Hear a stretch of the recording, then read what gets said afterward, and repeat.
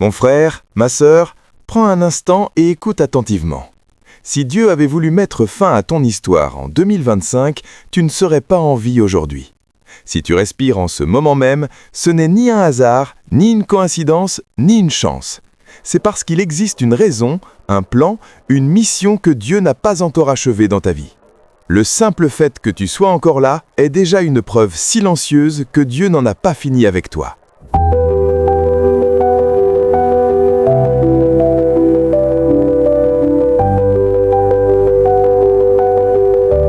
Et justement, en entrant dans cette nouvelle année, il est important de comprendre une chose essentielle. L'année 2026 n'est pas un accident. Elle n'est ni une erreur, ni une parenthèse inutile dans ton parcours.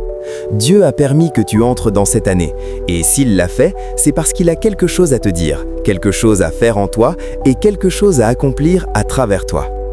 La parole de Dieu nous rappelle que les bontés de l'Éternel ne sont pas épuisées et que ses compassions ne prennent jamais fin.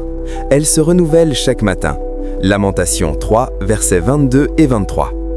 Cela signifie que chaque jour, et donc chaque nouvelle année, est une nouvelle opportunité que Dieu accorde par grâce.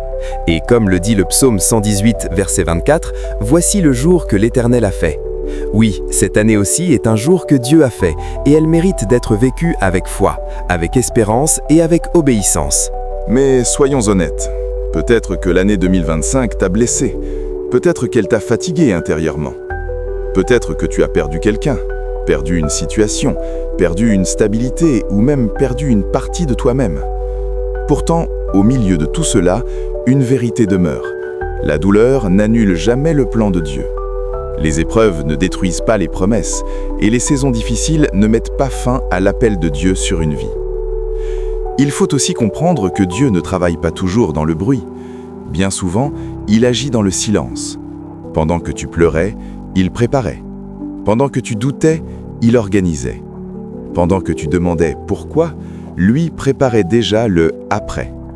Ses pensées ne sont pas nos pensées et ses voix dépassent largement notre compréhension. Et ce que tu ne comprends pas aujourd'hui peut devenir demain un témoignage puissant de sa fidélité. Cependant, cette nouvelle année ne peut pas être différente si tu continues de vivre de la même manière.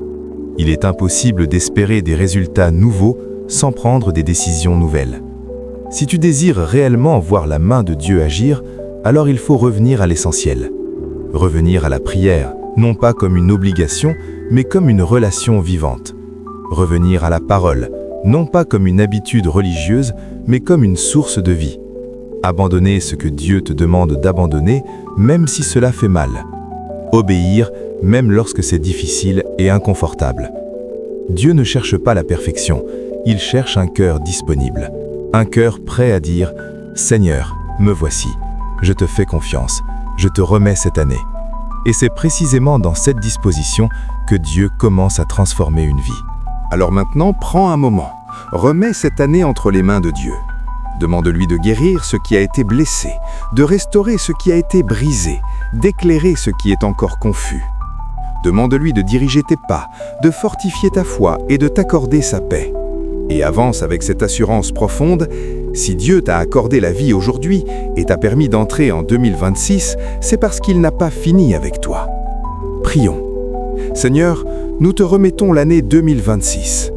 Guéris ce qui a été blessé, restaure ce qui a été brisé, éclaire ce qui est confus. Que cette année soit une année où ton nom sera glorifié dans nos vies. Au nom de Jésus, Amen. Si ce message t'a touché, je t'invite à écrire dans les commentaires « Seigneur, je te remets l'année 2026 ». Abonne-toi afin de ne pas manquer ce que Dieu veut te dire et accomplir dans ta vie tout au long de cette année.